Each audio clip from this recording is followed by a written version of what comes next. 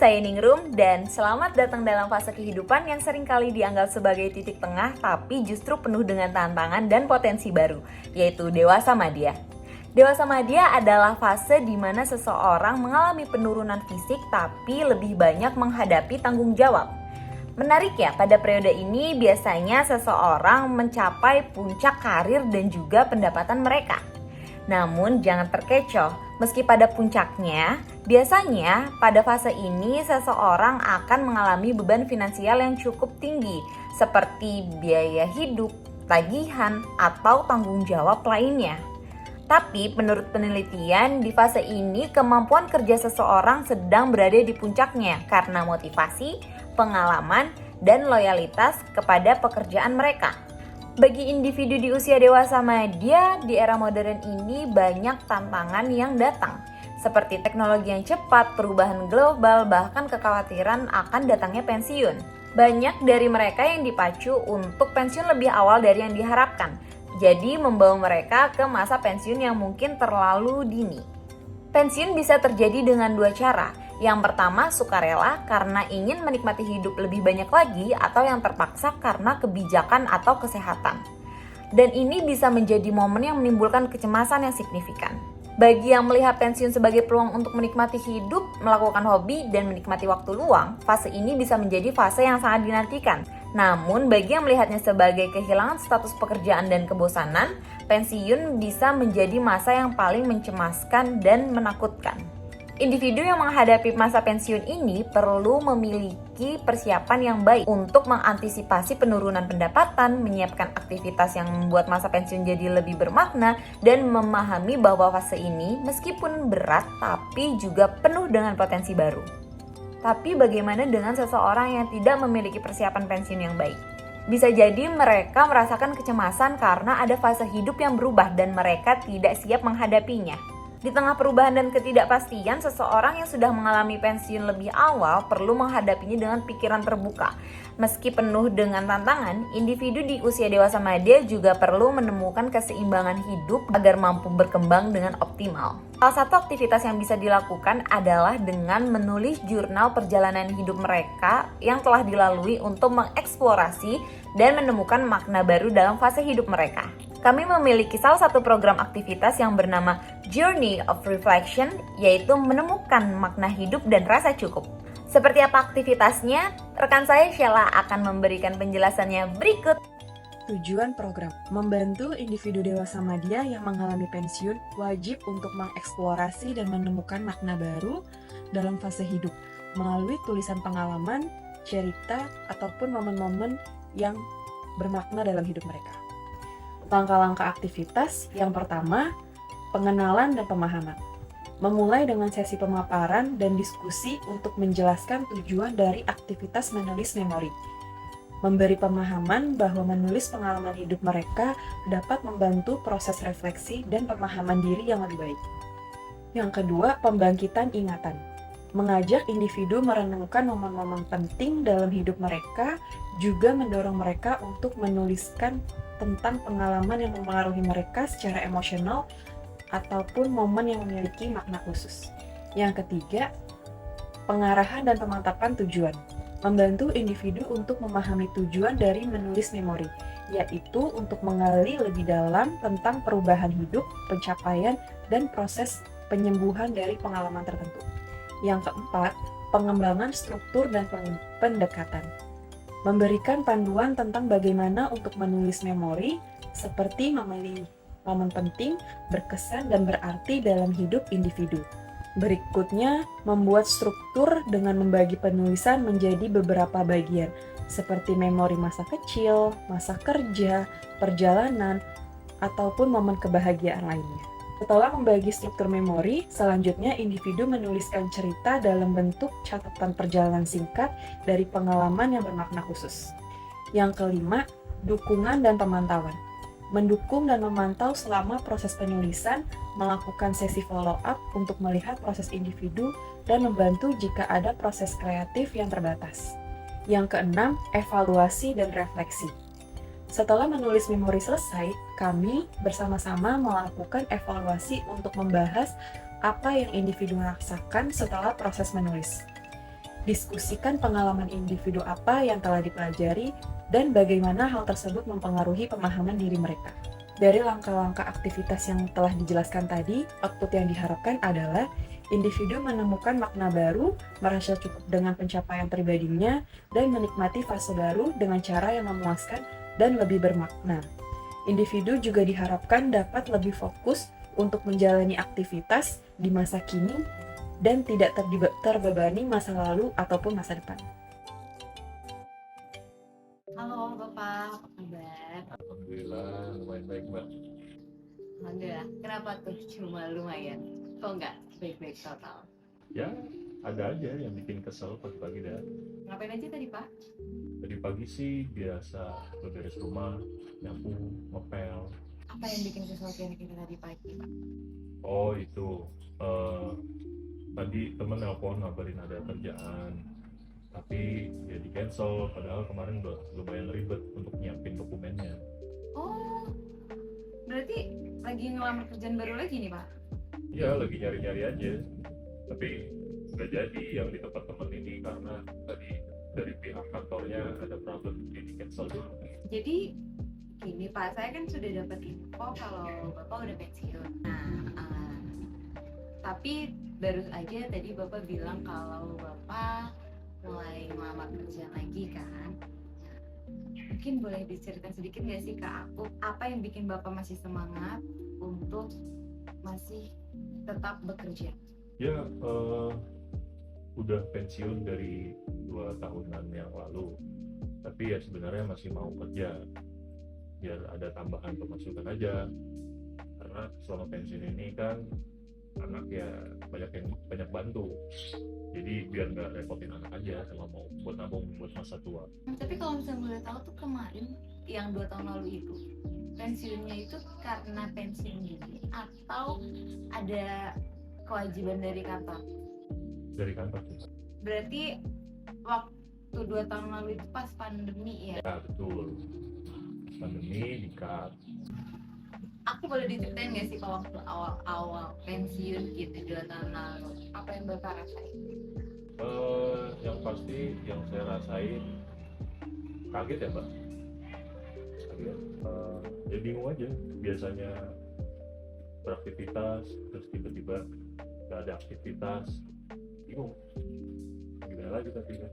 Iya sih, biasanya intens ngerjain sesuatu terus tiba-tiba nggak ngapain. Lebih sering nyari-nyari kerjaan di rumah, lantai nggak kotor saya PL tetap. Kalau pensiun kemarin itu karena ya kerja ke kantor, ya, usia saya sih masih belum belum masuk usia pensiun dengan di ketentuan Indonesia, tapi sempat kecewa juga karena katanya ada perubahan kebijakan yang awalnya saya bisa lanjut dan baru pensiun di usia 60, tapi ternyata malah lanjut. Jadi waktu itu juga karena lagi pandemi, jadi udah di rumah aja, terus tiba-tiba seperti itu. Nah, kalau dari istri sendiri gimana Pak?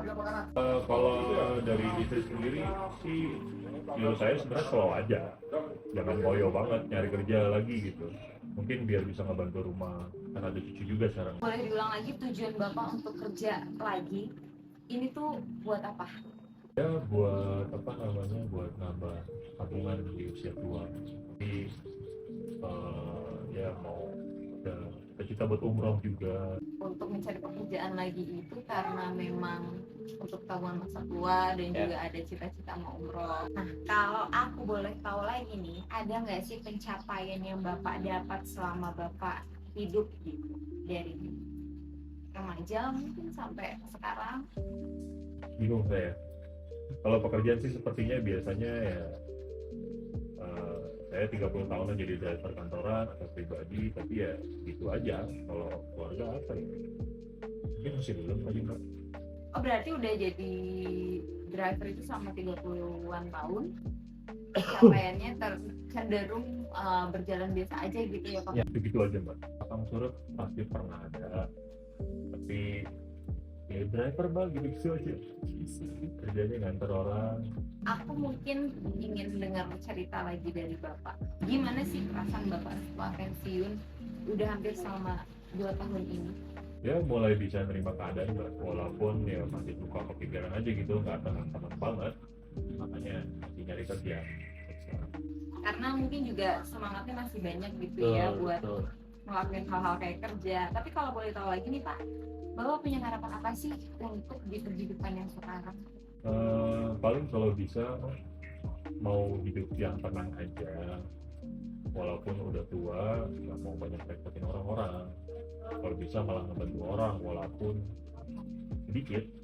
Oke, jadi Pak, aku ini punya satu program aktivitas yang aku harap sih bisa membantu Bapak untuk menjalani kehidupan sehari-hari di masa sekarang ini. Terlebih lagi, mungkin nanti bisa membantu Bapak untuk tetap merasa lebih baik lagi walaupun sudah pensiun, walaupun lagi proses mencari kerja, walaupun nanti apapun hasilnya dari pencariannya ya Pak. Nah, tapi kebetulan bukunya mohon maaf banget, aku lupa bawa, cuma nanti malam mungkin bisa aku antar ke sini lagi. Nanti di dalam bukunya itu Pak akan ada nanti sudah tertulis poin-poin apa saja yang bisa Bapak catat terkait perjalanan hidup Bapak dari Bapak masa anak-anak hingga sekarang. Jadi nanti mungkin seperti nulis jurnal, kalau dulu Bapak memperhatikan anaknya main diary gitu, nanti mungkin dicoba untuk melakukan itu.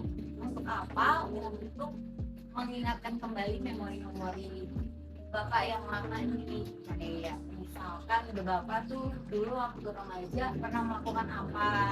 Kalau tadi Bapak bilang mungkin pencapaiannya sekali di hidup aja. Nah dari situ bisa jadi Bapak menyadari, oh ternyata hal ini udah bisa dilakuin, tapi karena mungkin Bapak fokusnya ke hal lain tidak menyadari kalau itu adalah sebuah pencapaian.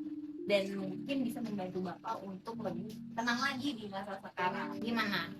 Sejauh ini aman nggak kalau misalkan melakukan program atau aktivitas tersebut dengan seperti nulis catatan? Aman Mbak, aman. Siapa tahu bisa membantu gitu, harapannya bisa membantu ya. Baik, ada yang mau ditanyakan lagi nggak? Jadi saya bisa mulai kapan? Bisa mulai itu besok sebenarnya udah bisa mulai, tapi saya serahkan ke Bapak kapan sempatnya juga, dan diharapkan sih isinya lumayan banyak ya poin-poinnya ya. Tapi memang kalau waktunya juga Bapak tidak terlalu luang, ya bisa secukupnya Bapak aja nih kapan. Dan mungkin nanti ada sesi berikutnya saya interview Bapak lagi karena evaluasi. Saya ingin tahu seperti apa yang Bapak rasakan setelah menulis jurnal tersebut. Saya ingin berterima kasih banyak kalau Bapak karena sudah mau membantu dan bercerita ke saya. Saya harap Bapak bisa lebih banyak bercerita lagi nanti di buku jurnalnya ya Pak.